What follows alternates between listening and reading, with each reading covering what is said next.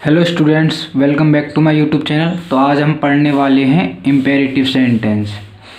Imperative sentence आपको ऐसे पढ़ा दूंगा, बिल्कुल दिमाग में फिट हो जाएंगे। आज के बाद आपको इम्पेरेटिव सेंटेंस से बिल्कुल डर नहीं लगेगा। चलिए स्टार्ट करते हैं अपनी वीडियो बिना समय गंवाए हुए। उससे पहले मेरी आपसे एक छोटी सी रिक्वेस्ट है, अगर अभी तक आपने मेरे चैनल को सब्सक्राइब नहीं किया है तो चैनल को सब्सक्राइब करके पास वाले बेल आइकन को ज़रूर दबा दें, जिससे मेरी वीडियो की नोटिफिकेशन आपको टाइम से मिल सके। चलिए स्टार्ट द वीडियो नाउ। तो सबसे पहले इम्पेरेटिव सेंटेंस का रूल जान लेते हैं कि इम्पेरेटिव सेंटेंस का रूल क्या होता है। तो देखिए, रूल में पहले लिख के रखा हूँ क्योंकि वीडियो लॉन्ग ना हो इसलिए। चलिए हम रूल को देखते हैं। ये देखिए, जिन हिंदी के वाक्यों में आज्ञा, सुझाव, प्रार्थना, शिक्षा, आदेश आदि का बोध होता है। आपको यहीं ध्यान देने वाली बात यह है, जिन हिंदी के वाक्यों में आज्ञा, सुझाव, प्रार्थना, शिक्षा, आदेश, शिक्षा और आदेश, आपको ये सब ध्यान रखने हैं। ये इम्पेरेटिव सेंटेंस में आते हैं ये शब्द और ये आदेश। देखिए, जिन हिंदी के वाक्यों में आज्ञा, सुझाव, प्रार्थना, शिक्षा, आदेश आदि का बोध होता है उनको इम्पेरेटिव सेंटेंस कहते हैं। बस उन्हीं को इम्पेरेटिव सेंटेंस कहते हैं। इन वाक्यों में क्रिया के अंत में ओ या ई ए की ध्वनि निकलती है। एग्जाम्पल दिखाऊंगा तब देखिएगा। सामान्य रूप से कर्ता यू छिपा रहता है। इसमें कर्ता यू छिपा रहता है, यानी कि साइलेंट होता है, लिखना पड़ता है, वो यू छिपा रहता है। यहाँ से देखिए आप, देखिए, इन वाक्यों की अंग्रेजी बनाते समय यू को नहीं लिखते हैं। इसमें यू साइलेंट होता है, लिखते नहीं, यू को नहीं लिखते हैं। वर्ब की फर्स्ट फॉर्म यानी क्रिया की प्रथम अवस्था लगाते हैं। कब प्रयोग सबसे पहले करो, और वर्ब की फर्स्ट फॉर्म का प्रयोग सबसे पहले करो। अगर वाक्य में सदैव शब्द हो, तो सबसे पहले ऑलवेज लगाइए। क्या लगाइए? ऑलवेज। कृपया की अंग्रेजी प्लीज़ लगाओ। ये कृपया है, ये पे बना हुआ है। कृपया की अंग्रेजी प्लीज़ लगाओ, ये तो सबको पता है, आप सबको। और देखिए आगे, देखिए यहाँ तक ख़त्म। यदि वाक्य में ना, नी, ने, ना, नी, ने तथा उसके साथ दो, दे या दीजिए, दो दे या दीजिए शब्द लगा हो, तो उनकी अंग्रेजी बनाते समय लेट का प्रयोग करो। किसका? लेट का प्रयोग करो। इन वाक्यों में इज़ारम का प्रयोग तो बिल्कुल भी नहीं करना है। इन वाक्यों में इज़ारम का प्रयोग नहीं करते हैं। चलिए एग्जाम्पल दिखाता हूँ आपको, तो एग्जाम्पल के साथ आपको समझ में आ जाएगा बिल्कुल। चलिए मैं अपना पेन ले लेता हूँ। चलिए एग्जाम्पल देखते हैं। मैंने पेन ले लिया है, इसको थोड़ा ऊपर करते हैं। बस यहाँ एग्जाम्पल देखिए आप। एग्जाम्पल जैसे मान लीजिए, आप कुछ भी मान लीजिए इम्पेरेटिव सेंटेंस में, यह पुस्तक उस मेज पर रख दो। यह पुस्तक उस मेज पर रख दो। चलिए पहले मैं लिख लेता हूँ। यह पुस्तक उस मेज पर रख दो। तो इस सेंटेंस को ट्रांसलेट करते हैं। तो सबसे पहले देखिए, इसमें लगानी है, इसमें यह पुस्तक, यह पुस्तक की इंग्लिश लगाइए, सॉरी यह पुस्तक की इंग्लिश बाद में लगेगी, इसमें रखनी है पहले रखने की, सबसे पहले इसमें रखने की इंग्लिश लगाइए इसमें। जैसे रखने की इंग्लिश आ जाती है, जैसे पुट, जैसे रखने की इंग्लिश आ जाएगी। तो इसमें देखिए सबसे पहले रखने की इंग्लिश लगाएंगे, इसमें रखने की इंग्लिश पहले लगाएंगे। तो पुट दिस, मतलब सॉरी रखने की इंग्लिश आ गई पुट। और यह पुस्तक की होती है, यह कि दिस पुस्तक की बुक, पुट दिस बुक। अब आप बताइए, नियम आपको मैंने पढ़ा दिया, अब किसकी अंग्रेजी आएगी, अंग्रेजी। चलिए मैं ये बताता हूँ। अब लगानी है पर, मतलब उस मेज पर। Put this book on the table, put this book on the table, TABLE। ये सेंटेंस आपका ट्रांसलेट हो चुका है। चलिए अपना एक और एग्जांपल देखते हैं, एक और नहीं, अभी दिखाता हूँ कई एग्जांपल। एक दो, दूसरा एग्जांपल ले लीजिए अपने। जैसे मान लीजिए सदा सत्य बोलो, सदा सत्य बोलो, सदा सत्य बोलो, सदा सत्य बोलो। तो मैं सदा पे मतलब मैंने आपको बताया था सदैव आ जाए, सदा या सदैव एक ही बात है। तो क्या लगानी पहले उसमें, ऑलवेज, ऑलवेज। अब बोलने इंग्लिश आपको पता होगी, ऑलवेज स्पीक, बोलने की होती है स्पीक।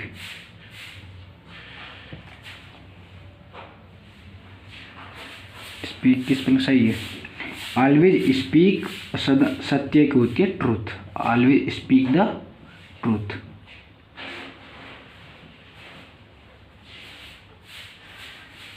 ये सेंटेंस आपका ट्रांसलेट हो चुका है। चलिए अपने नेक्स्ट एग्जांपल देखते हैं। अगर आपको इसमें कुछ दोनों एग्जाम्पल में कोई भी दिक्कत या कोई भी डाउट कुछ भी पूछना है तो कमेंट बॉक्स में बोल सकते हैं, मैं आपको रिप्लाई ज़रूर दूंगा। नेक्स्ट एग्जांपल देखते हैं अपना, एग्जांपल नंबर 3।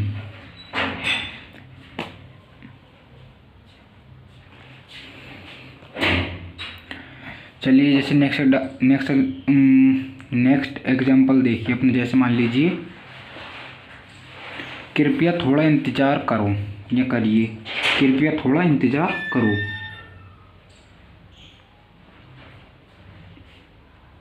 कृपया थोड़ा इंतज़ार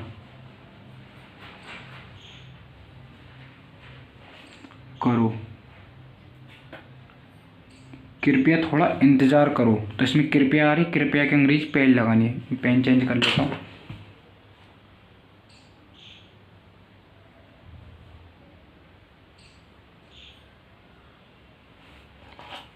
तो कृपया की अंग्रेजी प्लीज़, प्लीज़ वेट, इंतज़ार करने की होती है वेट। और थोड़े की होती है ए लिटिल बाइट मोर,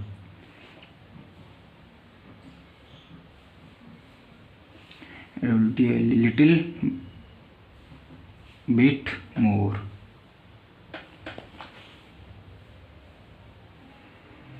ये सेंटेंस आपका ट्रांसलेट हो चुका है। चलिए अपना नेक्स्ट एग्जांपल देखते हैं, एग्जांपल नंबर 4। नेक्स्ट एग्जांपल देखिए। जैसे मान लीजिए अब हमें खेलने दो, अब हमें खेलने दो, अब हमें खेलने दो। तो पहले लिख लेता हूँ मैं इसको, तब बताऊंगा। अब हमें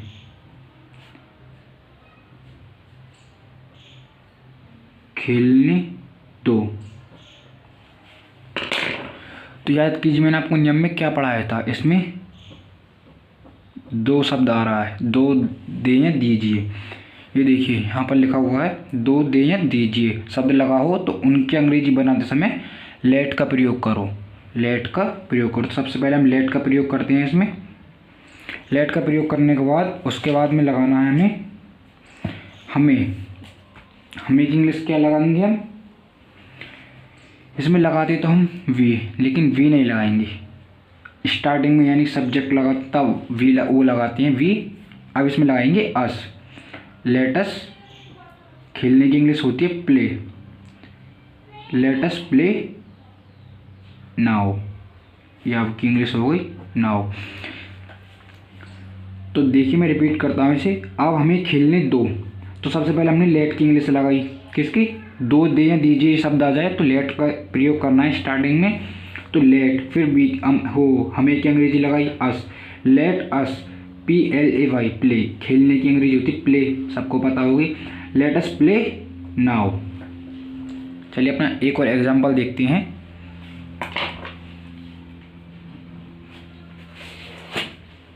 उसे घर जाने दो, उसे घर जाने दो,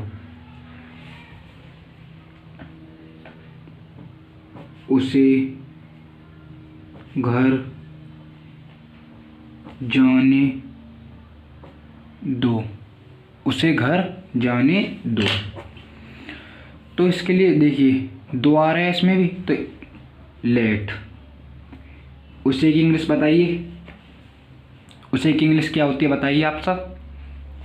उसे की इंग्लिश होती है him. Let him, let him go, जाने इंग्लिश होती है गो। लेट हिम गो, और कहाँ जाने दो, घर, होम या हाउस, हाउस लिख लीजिए। Let him go house, let him go house. ये सेंटेंस आपका ट्रांसलेट हो चुका है। आप चाहें तो इसका स्क्रीनशॉट ले सकते हैं, मैं इसका रूल नीचे कर लेता हूँ दोबारा। ये ले लीजिए इसका स्क्रीनशॉट। इसके रूल वो एग्जाम्पल हैं इसके। चलिए अपना इसमें देखते हैं। अब देखिए आपको मैं एक मेन बात बता देता हूँ कि लेट का मतलब क्या होता है। एक सेकंड। जैसे लेट का प्रयोग हम क्यों करते हैं। लेट का प्रयोग हमें मी, अस, हिम, हर, देम तथा सेकंड पर्सन के साथ लेट का प्रयोग करते हैं। लेट का प्रयोग क्यों करते हैं, तो इसका मतलब लेट का मतलब होता है माइट बी अलाउड टू, यानी कि अनुमति देना या लेना, अनुमति लेना देना। लेट का प्रयोग इसलिए करते हैं, अनुमति देना, अनुमति देना या लेना सेकंड पर्सन के साथ।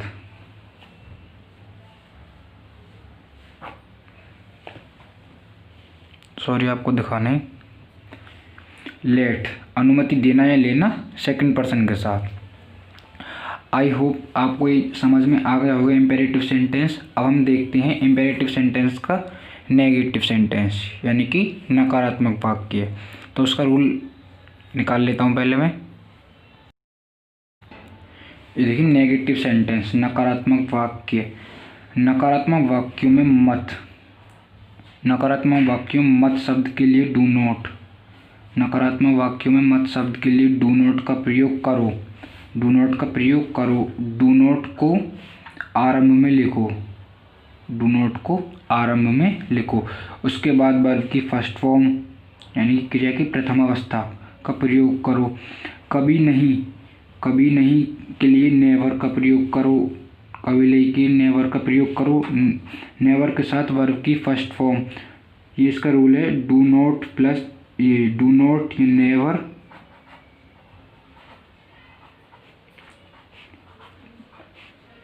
प्लस ऑब्जेक्ट, वर्ब की फर्स्ट फॉर्म प्लस ऑब्जेक्ट। नकारात्मक वाक्यों में मत शब्द के लिए डू नॉट का प्रयोग करो। डू नॉट को आरंभ में लिखो, उसके बाद वर्ब की फर्स्ट फॉर्म का प्रयोग करो। कभी नहीं के लिए नेवर का प्रयोग करो, नेवर के साथ भी वर्ब की फर्स्ट फॉर्म लगाओ। इसका ये रूल है। डू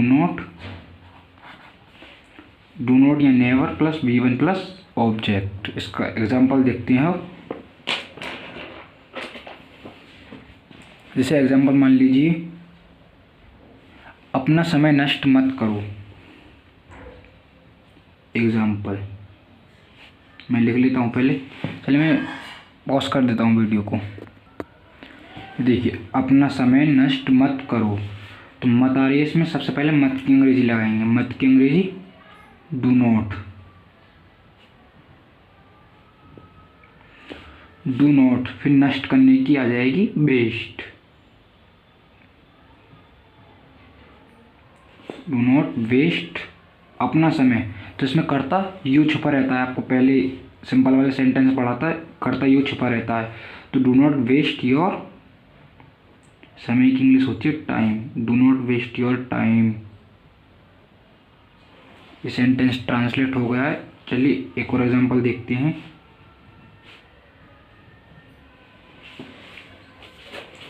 अगला एग्जांपल मान लीजिए, जैसे कभी झूठ मत बोलो। कभी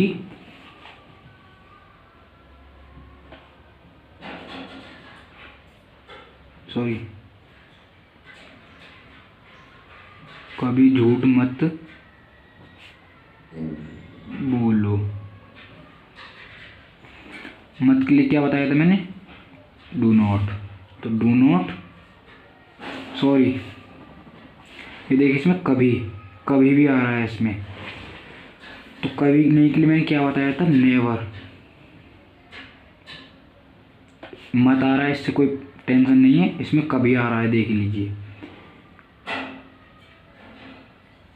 ये देखिए, कभी नहीं या कभी मत एक ही बात है। देखिए रूल में लिखा हुआ है कभी नहीं या कभी मत एक ही बात है। तो नेवर का प्रयोग, नेवर झूठ बोलने की होती है English tell a lie. Never tell a लाई।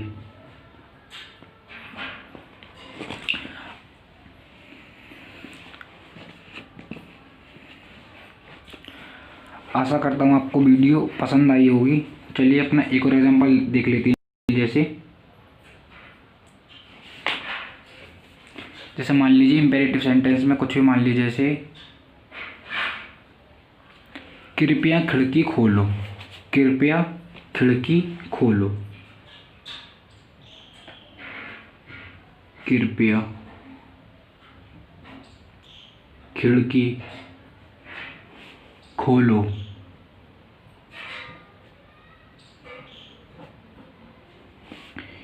कृपया की इंग्लिश क्या होती है?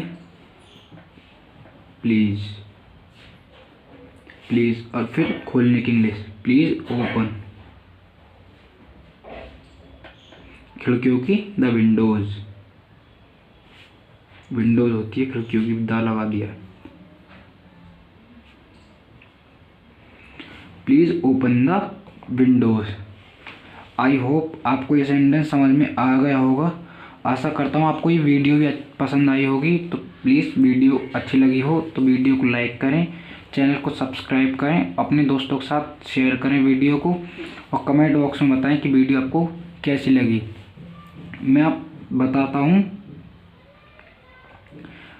इस वीडियो को देखने के बाद बिल्कुल सीख जाओगे सेंटेंस आप, इम्पेरेटिव सेंटेंस। चलिए मिलते हैं नेक्स्ट वीडियो में। Thanks for watching my video.